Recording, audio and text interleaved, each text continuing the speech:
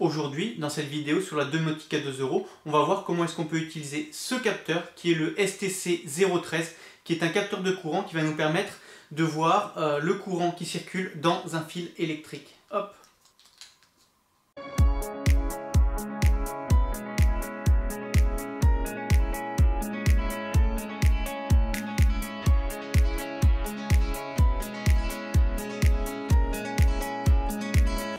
Alors quand on fait de la domotique, il y a une chose qui peut être importante à mesurer, c'est la quantité de courant qui circule dans un fil.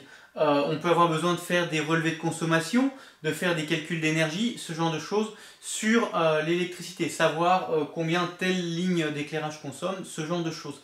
Je précise que j'avais déjà fait une vidéo sur ce capteur qui est le ZHT103 et aujourd'hui celui dont on va parler c'est celui-ci. Alors, donc il y a trois types de capteurs. Il y a premièrement les capteurs où il est nécessaire de couper son conducteur pour en raccorder une extrémité ici et l'autre ici. Les capteurs où il faut juste débrancher son conducteur et puis on le passe autour. Mais là aujourd'hui c'est un capteur qui a une fonction supplémentaire, c'est-à-dire qu'on n'a même pas besoin de débrancher son fil électrique pour venir raccorder le capteur. On va juste venir avec la pince et puis clac, on se ferme dessus. C'est exactement le même principe qu'une pince ampère-métrique.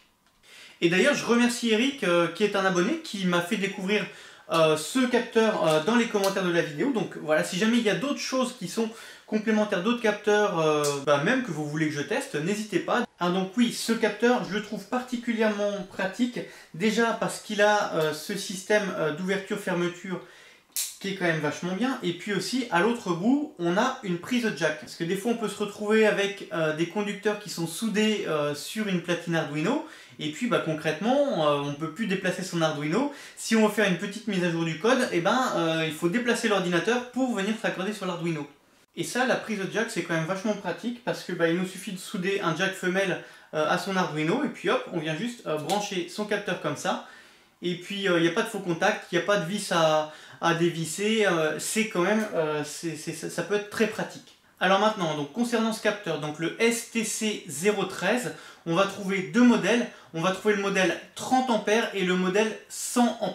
C'est exactement les deux mêmes, sauf qu'ils n'ont pas la même résistance. En fonction de si on utilise l'un ou l'autre, il y aura un petit facteur de correction à changer dans le code Arduino. Là, aujourd'hui, on va voir le code pour utiliser le STC013 30 A. Alors, ce capteur, comment est-ce qu'il fonctionne? En fait, il utilise exactement le même principe que les transformateurs. Un transformateur, on a un primaire avec un certain nombre d'enroulements, un secondaire avec un certain nombre d'enroulements, et puis un noyau qui transmet l'énergie sous forme magnétique. Et bien là, c'est exactement ce qu'on a avec ce capteur. Ici, on peut voir que c'est un aimant en forme de fer à cheval, donc ici et ici. Et puis là, on peut voir qu'on a des enroulements comme sur un transformateur. Donc on va avoir en fait un seul enroulement, et puis le second enroulement, ça sera notre fil électrique. Donc c'est un capteur qui va nous permettre de mesurer un courant sur de l'alternatif. Et concrètement, ça veut dire que sur la prise jack, là on va avoir de l'alternatif, et donc pour se raccorder sur notre Arduino, il va falloir faire un petit montage pour transformer ce courant d'alternatif à continu. Alors déjà, il y a une information importante qu'on va relever sur ce capteur, c'est la résistance qu'on a sur la petite bobine. Alors il faut savoir que sur ce capteur, donc, on a une petite bobine, et en parallèle de cette petite bobine là, il y a une résistance qui est raccordée. Alors aussi, c'est important pour se raccorder sur ce capteur, on peut voir que sur la jack là, il y a 1, 2, 3 raccordements, il faudra utiliser celui-ci et celui-ci. Il faudra se raccorder sur les deux extrémités. Pour un STC013 30 A, on a une résistance de 39 ohms, 39,2 ohms. STC013 100 A, donc pareil, je me raccorde à une extrémité, à l'autre. Et là, on a une résistance de 105 ohms. Donc maintenant, pour redresser le courant, on va utiliser un petit condensateur électrolytique comme ça, valeur 100 microfarads. Et puis, on va également utiliser deux résistances de 10 kΩ. Alors donc, entre le 0 V et le 5 V, typiquement, on va les prendre sur notre Arduino. Et depuis le GND, on va mettre une résistance de 10 kΩ. on va mettre une autre résistance depuis le 5 volts de 10 kΩ, on va les raccorder ensemble, et puis en parallèle de cette résistance, on va mettre un condensateur de 100 microfarads. Et puis, en fait, ici, ça va nous créer un point. Et sur ce point, on va raccorder l'une des bornes de notre capteur. Et puis l'autre borne du capteur, on la raccorde sur le pin A1 de notre Arduino. Alors donc une fois qu'on a fait ce petit montage et qu'on a raccordé tout ça à notre Arduino, on va passer sur l'ordinateur et on va regarder la partie code. Alors donc nous voilà dans l'environnement Arduino. Déjà la première chose qu'on va faire, c'est inclure les bibliothèques. Donc il va nous falloir une bibliothèque spéciale qui s'appelle emonlib.h. Donc outils, gérer les bibliothèques, et puis on va taper Emon, E-M-O-N. Voilà, et c'est celle-ci qu'il va falloir choisir, emonlib by Open Energy Monitor. Ok. Ensuite, même procédure avec les deux bibliothèques suivantes, mais ces bibliothèques, elles sont pour contrôler l'écran LCD. Donc on inclut wire.h, ensuite on inclut liquid crystal-8 i2c.h. Et puis ensuite, donc pour l'écran LCD, on va déclarer notre écran, donc Liquid Crystal I2C, espace LCD. On déclare l'adresse de l'écran, donc 0x27, mais ça pourrait être autre chose, ça dépend de l'écran. Et puis 16 par 2, parce que c'est un écran de 2 lignes, mais ça pourrait être autre chose.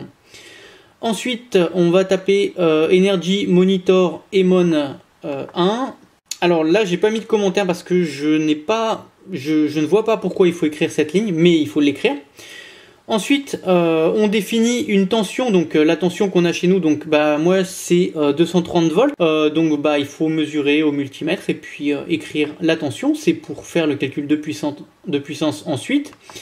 Ici, on déclare le pin sur lequel on va raccorder le capteur, donc là on va être sur le pin A1, et puis ensuite on arrive au void setup, donc dans le void setup on initialise l'écran LCD, on active le rétroéclairage de l'écran, on lance le moniteur série.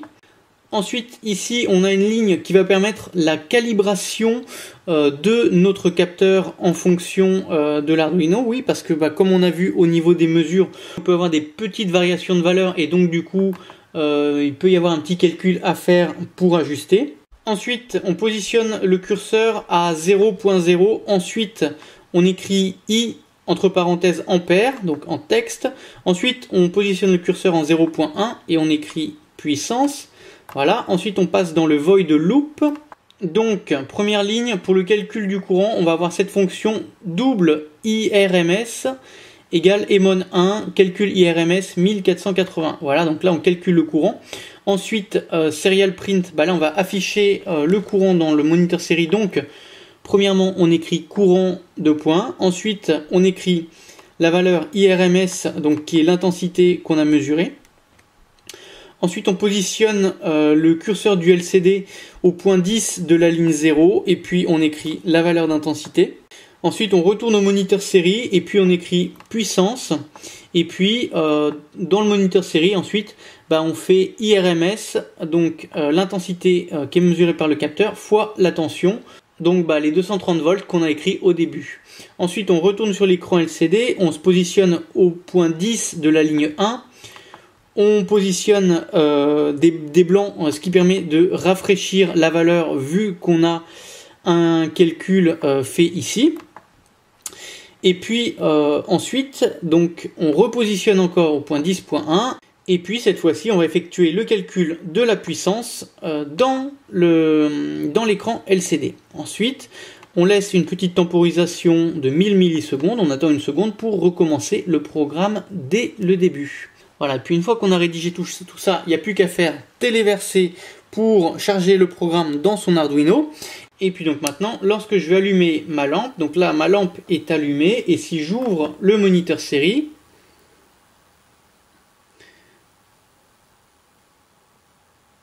on a une puissance qui est à 47 watts. Je vais monter un petit peu, 48, 51, je vais monter encore, 53, 53, 56. Voilà, et là je suis au maximum, 59, 60, 59,8. Je vais redescendre encore, voilà, 56, 55, 54, 52, voilà, ainsi de suite. Et puis on a exactement les deux mêmes valeurs qui vont s'afficher sur les lignes de notre écran LCD.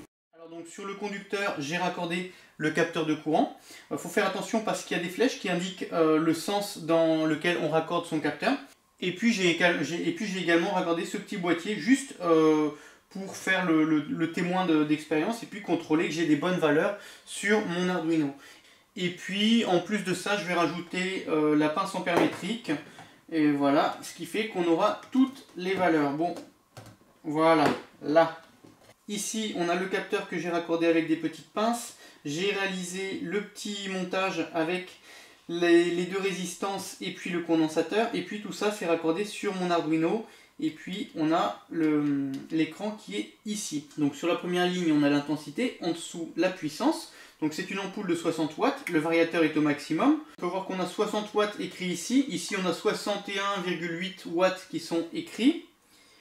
Et puis si on regarde les intensités, donc en intensité on a 0,26 ampères. Lui il affiche 0,27.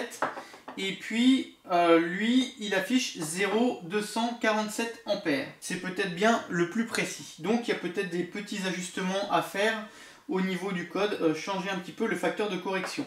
Alors maintenant, qu'est-ce qui se passe lorsque je vais toucher le variateur de lumière? Voilà, donc hop, on va diminuer. Lui il nous dit 0,21 ampères, 0,21 et lui 0,19. On se met au minimum, 0,15, 0,15, 0,137. Et puis si on éteint, donc là on est éteint, lui il affiche 0, lui il affiche 0. Et puis là on a quand même à chaque fois toujours une petite valeur résiduelle. Mais ça c'est lié au montage de redressement qu'on a effectué. Alors voilà, donc une vidéo sur le capteur de courant STC013. J'espère que ça pourra vous aider pour vos projets. Maintenant, après des vidéos sur les capteurs de courant, il y en aura d'autres parce qu'il y a également d'autres modèles. S'il y a des choses qui vous viennent en tête, des codes pour d'autres capteurs ou d'autres capteurs à tester, surtout n'hésitez pas à m'en faire part dans les commentaires.